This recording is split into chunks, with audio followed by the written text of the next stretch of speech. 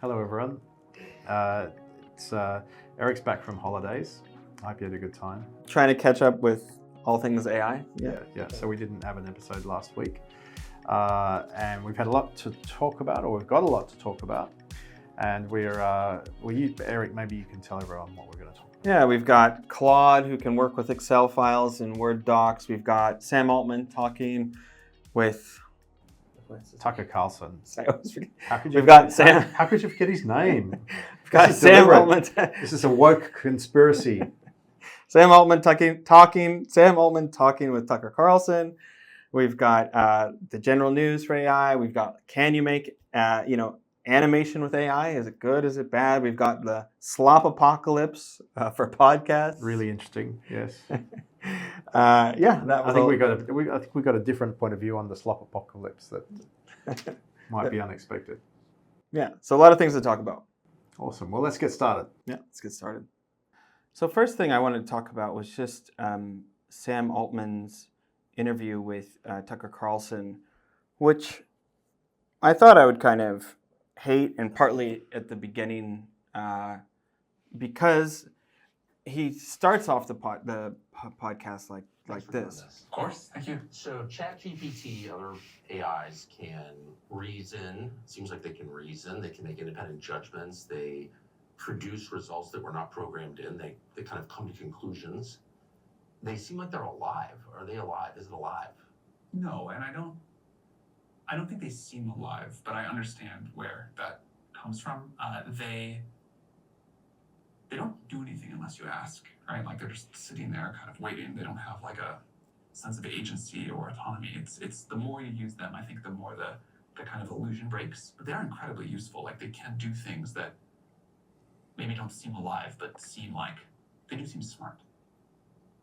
That's an I interesting spoke point. to someone who's involved at scale of the development.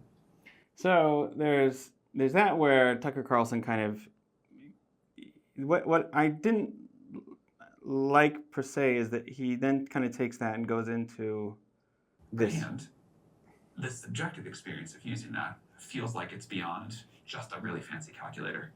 And it is useful to me, it is surprising to me in ways that are beyond what that mathematical reality would seem to suggest. Yeah. And so the obvious conclusion is it has a kind of autonomy or a spirit within it. And I know that a lot of people in their experience of it reach that conclusion. There's something divine about this. There's something that's bigger than the sum total of the human inputs. And so they worship it. There's a spiritual component to it. Do you detect that? Have you ever felt that? No, there's nothing to me at all that feels divine about it, or spiritual in any way. I know a lot of people think Tucker ChatGPT is God, right? Really? Yeah, apparently. So what are your spiritual views? So to me that was we go from the algorithm, from AI, the fancy calculator, to AI having this being divine, something beyond the mathematical. And to me that was like, it's reaching. We can't even understand our own consciousness. And then we're saying something like ChatGPT is divine. I mean, you could maybe kind of go into like that all mathematics is divine, or that goes into different types of theories. I think what Sam Altman said about the LLMs not doing anything if you don't ask them to is interesting, because you would think that if there was some sort of self-awareness, then it would be doing something on its own. Right. And that must be measurable. Like they must be able to see what's, they don't understand what's happening inside the black box, but they must be able to see things moving around. Yeah. And when they're moving around. So I thought that's actually something I'd not heard before. Yeah, no, that's a good point. I hadn't really thought of it that way before as well. But what is interesting, actually, I mean, Tucker Carlson, it just has a very heavy moral slant to this whole video. But it actually does bring up interesting points for nothing else, just to give it a listen. I'm Jewish, and I would So- say I have like a fairly traditional view of the world that way. So you're religious. You believe in God. So, I mean, Tucker goes after Sam Altman, like trying to understand his beliefs, saying he's the most powerful person in the world. How is this going to shape, societies and people? And then you kind of Sam basically ends up talking about how, well, actually they allow ChatGPT to do different things and kind of discuss things with people, but they don't really force it in a specific way in certain areas. But like a big one is like they end up talking about suicide and all this type of stuff. So it was interesting. But Tucker does kind of go after him like this whole, I don't know, like 3/4 of the way through, talking about how they're going down about that guy at ChatGPT being murdered. And I mean, you have to give it a watch, but it's kind of, because it kind of feels like he's implying that Sam had him killed, and then they go back and forth. And well, there would be, I imagine that he's probably trying to get into the idea that they're somehow trying to direct the nature of the answers, because absolutely, that's the whole thing about on the right, that that Silicon Valley is like they're programming in all these woke biases into these tools.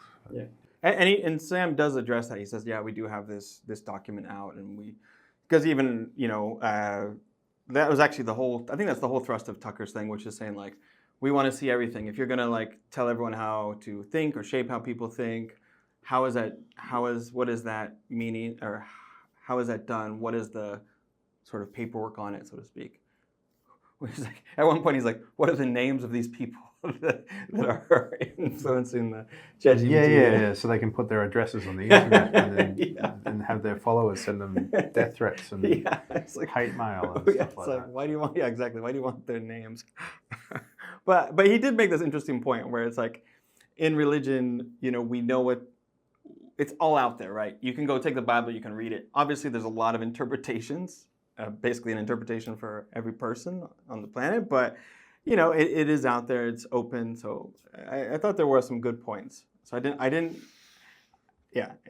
have some interesting points. Does he talk about the tools at all? Like No, he goes pretty heavy on the morality. Right. It's really mostly about morality. Who is Sam Altman as a person, as, quote, the most powerful person in the world? One interesting thing that Sam brought up I had never thought about, and I'd never heard this before, but Sam said that he'll even see, how AI is known for doing the M dashes? Yeah. And Sam is saying that because so many people use it, if they do one little tweak, it affects millions and millions of people. And he's saying, supposedly, I guess, that people have adopted some of the writing style of ChatGPT. Well, you could only hope, because it's probably going to improve the net quality of writing in the world. So I hadn't thought of it that way. That's my point of view, anyway. I hadn't thought about that before. The next thing was by one of the people I listened to who does the AI Daily Brief, and our colleague Andre had brought this up, talking about the podcast slop. And I thought it was interesting. I'll play the video for a second to see if there's anything specific. Today on the AI Daily Brief, we are discussing the AI slop-pocalypse. Hello, friends. We got a fun one for you today. It is the weekend, which means, of course, it's a long read / big think type episode. And this week, like many of you out there, my attention was caught by this story in The Hollywood Reporter about a new podcast studio that is, depending on your perspective, a fascinating evolution of the content creation model in a new agentic era, or alternatively, a harbinger of the end times where all of us die drowning in AI slop. And despite the fact that this is nominally AI coming for my industry, I probably have a bit more, at least open to it, kind of perspective than you might think. So let's start by talking about what this new studio, Inception Point AI, is doing, and get the first reactions. The title of the piece in The Hollywood Reporter. So the interesting thing about this is that it's not just some random new. I'm not familiar with this person, Janine Wright, but she's the former Wondery exec. So it's a podcast thing that was bought up by Amazon. I guess it was a podcast thing bought up by Amazon. So she's big in the industry, and some of the points are, it's a new podcast studio. It's pioneering end-to-end AI model for podcasting. Is it good? Is it bad? So the whole thing is that there's 5,000 podcasts created, 3,000 episodes per week, 10 million cumulative downloads, and about 1 hour creation time. So I read quite a bit about this, and the guy who started it So during the pandemic, he was just he was interested in audio, and as a medium, and as we know, even with all the podcasts out there in the world, audio is still like a distant third or fourth after you consider written, visual, video, animation, and so on. And so he, during the pandemic, was reading out the CDC reports on a daily basis, like the full thing, back when we couldn't get enough of all that information. And that's actually, it makes a lot of sense. Like people were really wanting to get down and deep into exactly what was going on every single day. And reading it out is a perfect way of sharing that information in a way that's consumable by people who want audio. And there's a significant chunk of people, as you know, as you do, who want to consume stuff in an audio environment, so that they can listen to something while they're cooking the dinner, doing dishes, all that sort of thing, walking the dog. Anyway, he had quite a bit of success with this, and he thought, there's probably so many things out there that you could consume like this, and that actually don't require. So it's a bit like when they first started talking about AI reports in the news, and it was like market reports, and like a stock does a certain thing. There's a formula to the way you write just a snap in Bloomberg or Dow Jones. You don't need a reporter to do that. You just have to have the data points, and you can push that out automatically. So the weather, for instance, that you actually want the weather delivered just as the forecaster from the Bureau of Meteorology, as we call it in Australia, things. And so there's tens of thousands of these little things, and they're talking about, podcasts, automated podcasts, where there might be a global audience of 50 people. Right. And so then they can actually create and monetize a podcast where the global audience is 50 people who are right into it. Yeah. And what they said was, I heard that it was, if more than 20 people listen to it, they make money on it. Yeah, I mean, it's probably just it's just serving cents in the, very very little revenue, but it's costing them very little to produce it as well. Yeah. They did have some more elaborate podcasts as well, and I guess there's people who are out there who don't really care whether a human makes the content, and I mean even, or they're fooled by it, right? They might care, but they don't even realize it's not. I think they'd be care more if they were fooled by it. But I was just thinking, what would I be interested in that, whether I wouldn't really care whether it's a human doing it, as long as I knew that the the information was good. And the weather is one example, I suppose. Yeah. It could be I don't know, tides, the wind. I mean, you look at that stuff on an app or whatever, and it's already produced by a computer as it is. Yeah, it was. I'll show you some examples. When I was watching it, there were. Let me go back. Jump to the video again. Today on the AI Daily Brief, just create shows. We built this. I think, Simon, we should do it this way, because otherwise I realize I'm blocking that camera. Oh, okay. Yeah, that sounds good. Let me move my computer. So, yeah, that whole thing, this one's all about animals. Bald eagles, salmon, snakes, whales, and... Oh, well, you'd know this from kids. If there was podcasts that just describe things about megalodons, is a megalodon bigger than a great white? Yes. The sort of stuff that kids search, what's the most powerful sword on Zelda? What's the most powerful shield on Zelda? You could just a computer game, you could produce 500 podcasts straight out of that. Yeah. Like talking about different parts of the video game. Yeah, exactly. And that all that material was out there, and I don't, a human could put their spin on it, but are they going to really improve it? My interesting thing to me was they said that there was 148 AI, I'm guessing, they said agents. I'm guessing it's a mix of agents plus custom GPTs plus specific, so 148 things to make one podcast. So I'm thinking they're thinking long game here, right? They're making this now, but they must be thinking long game. What could this be in the future, and how would they control it? And monetize it. Yeah. You know what I mean? It's actually very interesting. Yeah. So basically, the company creates entire branded ecosystems, voice-driven worlds, powered by around 50 AI personalities.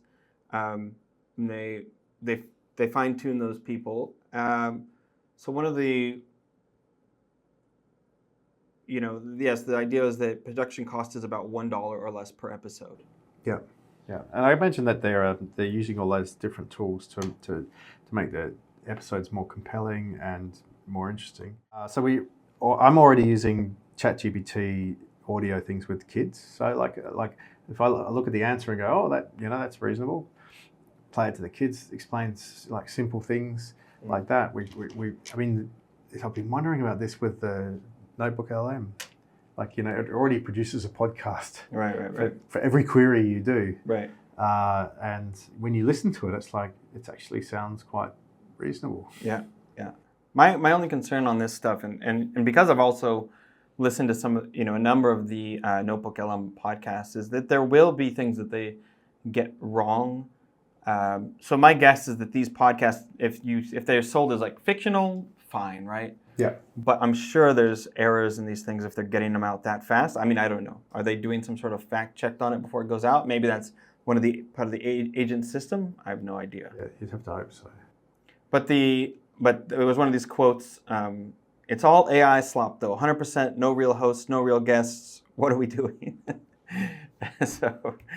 One of the things that was interesting is the potential positives. Like you mentioned, it's filling gaps for highly specific content. Like, the one here is Lovecraftian Sherlock Holmes, kids material, etc. Podcasts, hyper-localized news. Was it Love?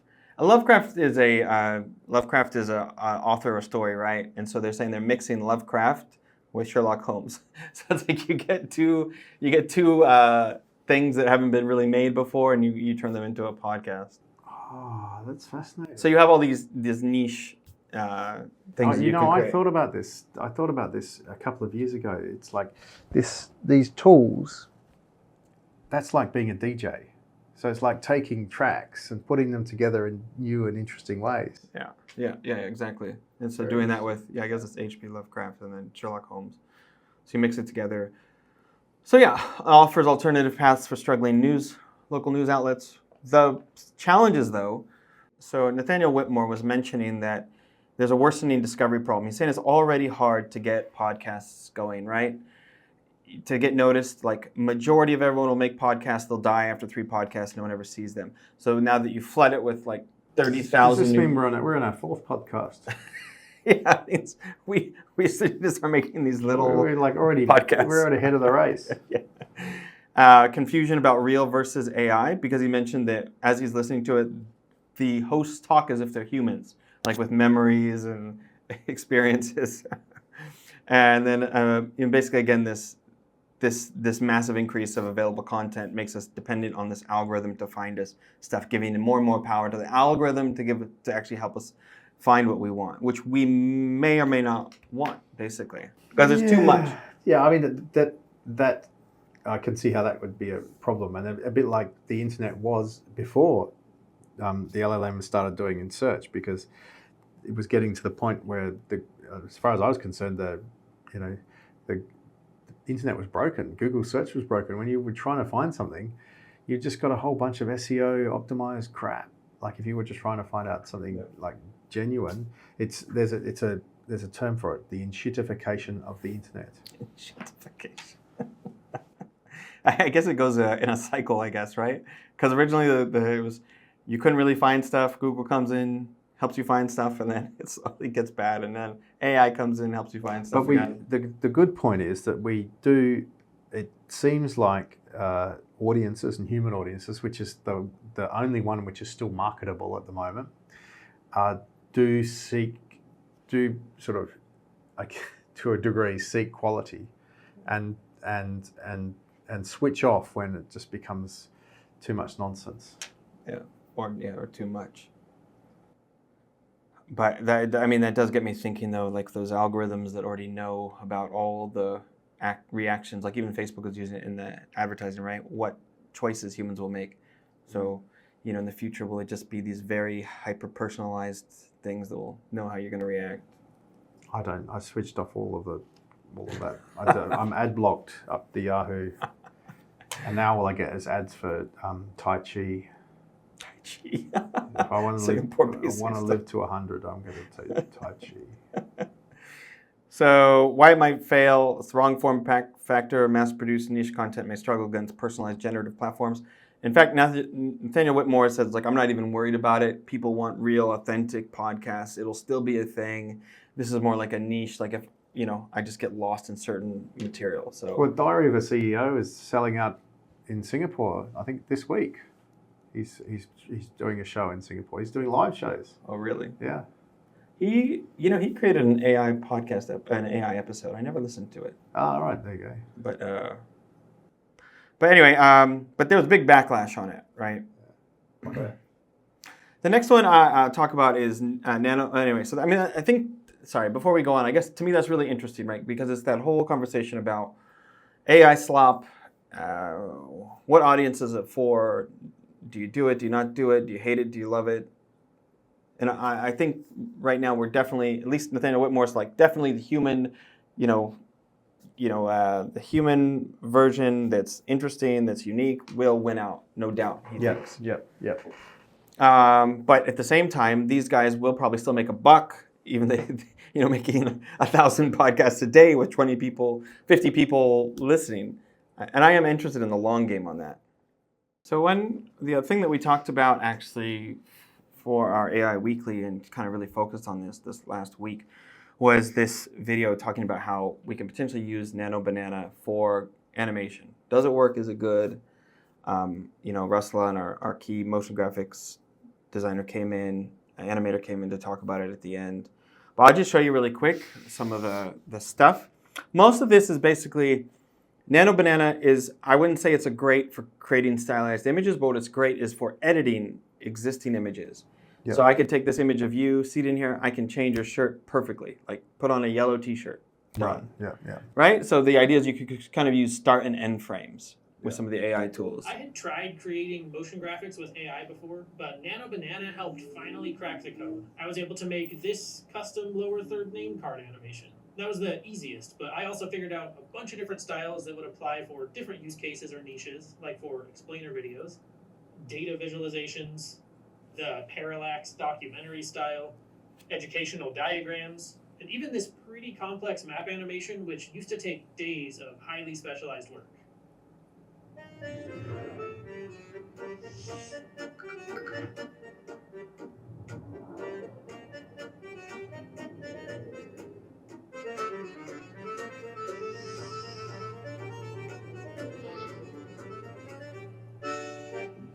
It's pretty impressive.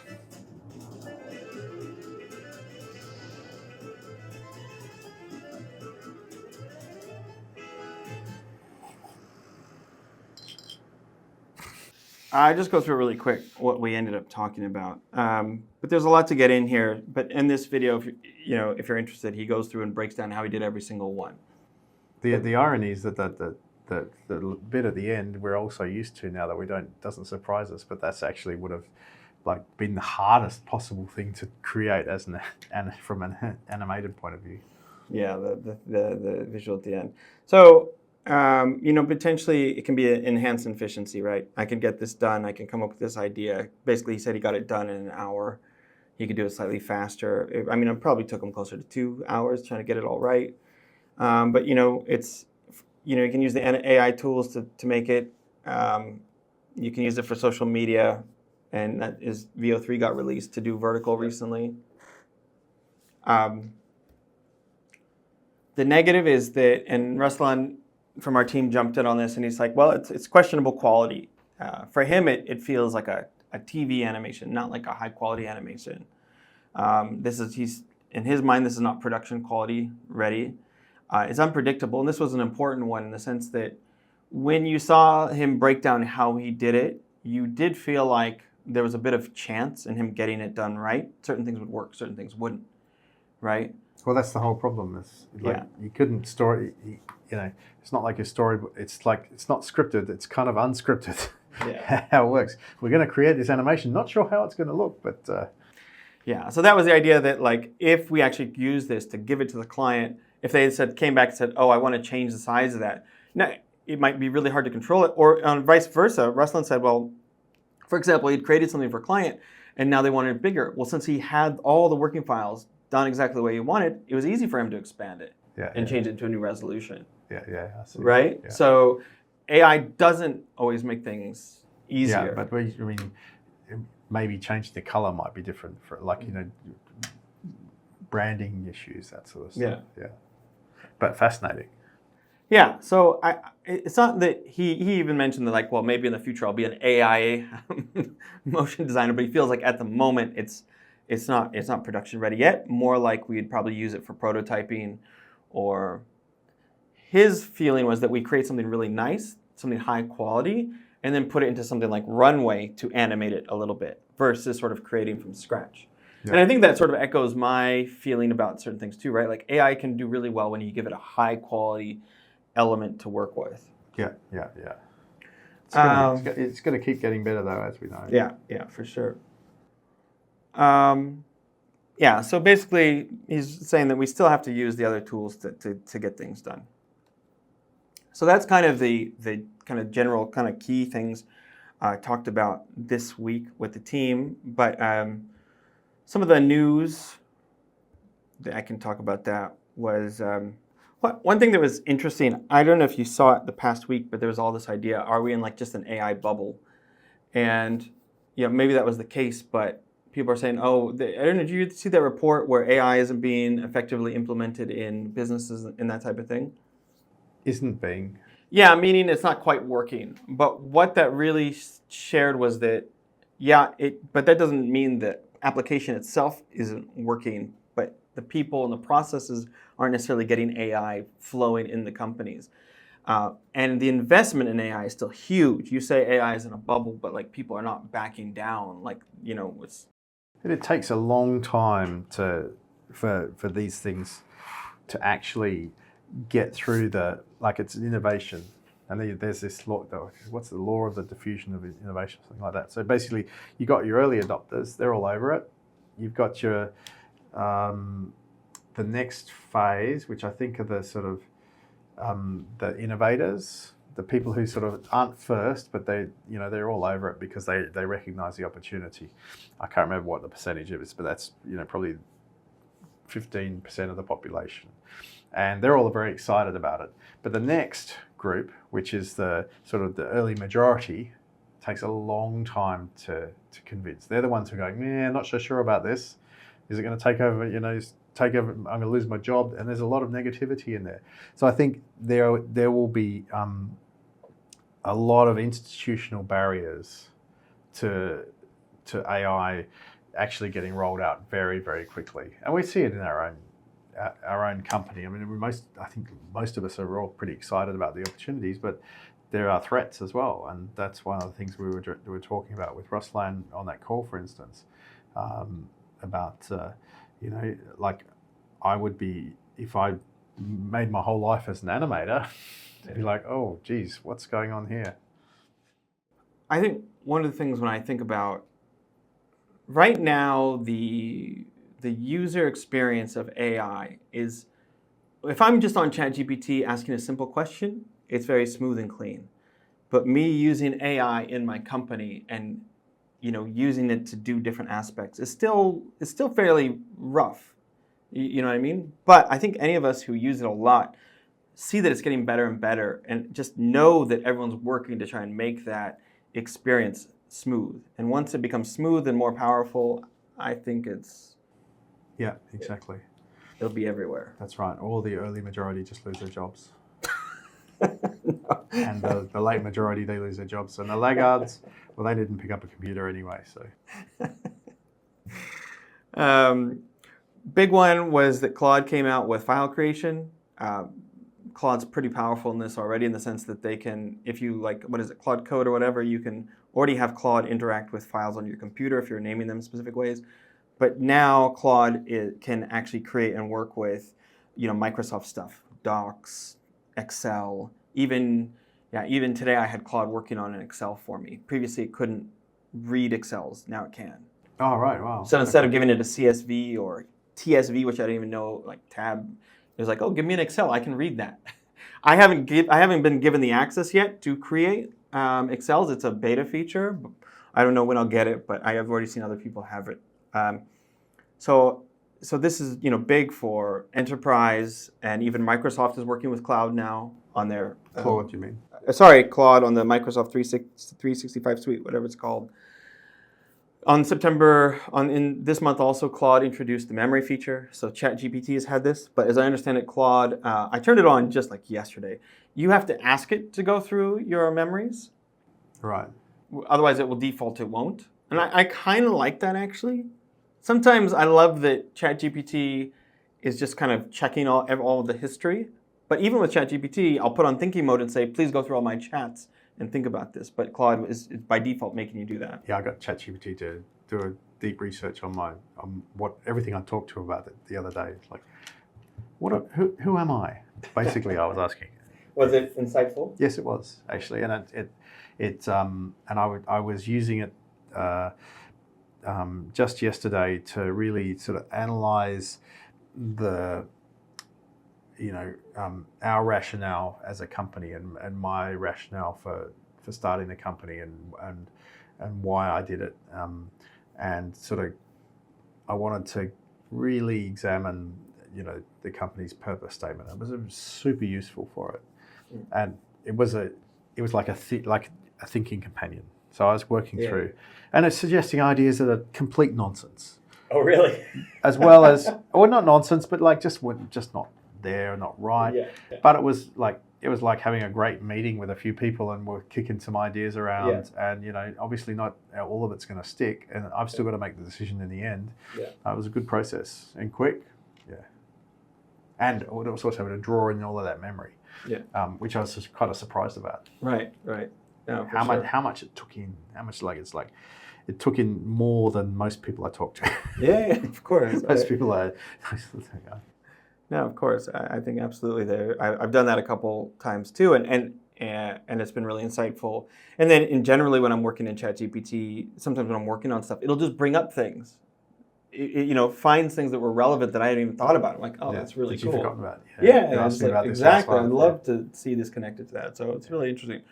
Gen AI, like I said, VO3 now vertical, not just 16:9, long requested feature.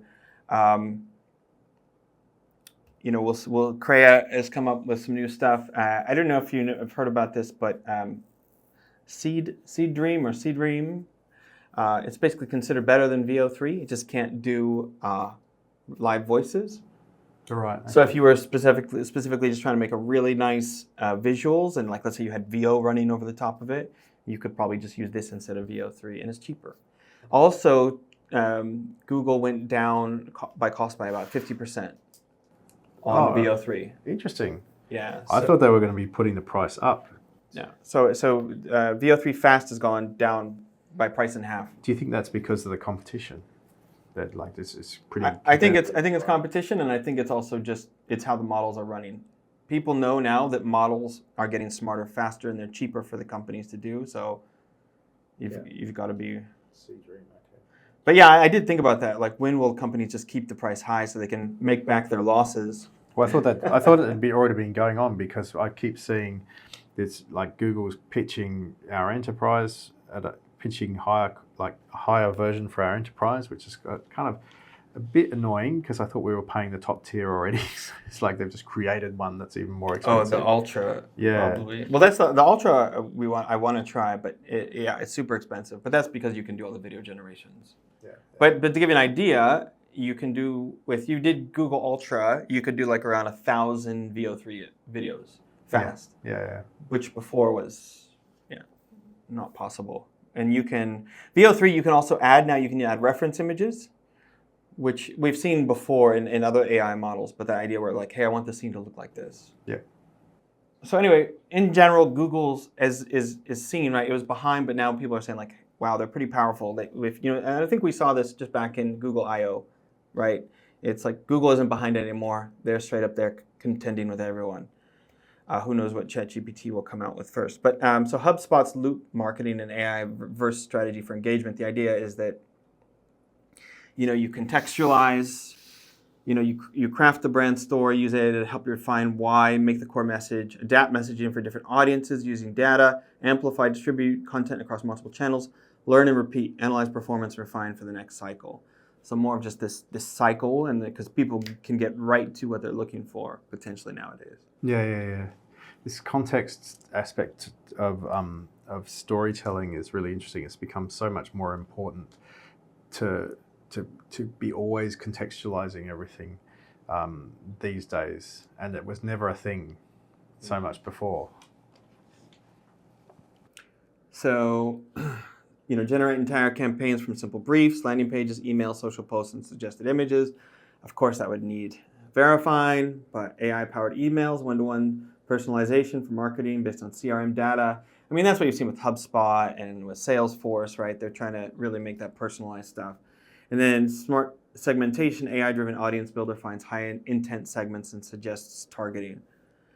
So HubSpot, has 200 plus AI-powered updates supposedly. I've seen their CIO is really big on agents and all that kind of stuff. So I haven't looked into them carefully what they've been up to, but I have seen that they've been kind of pushing forward on that. It's quite the level of personalization in email marketing is quite intense now. I got an email yesterday from a fintech congratulating me on 15 years at the helm of Click-to-View, which means they've either scraped data from our incorporation records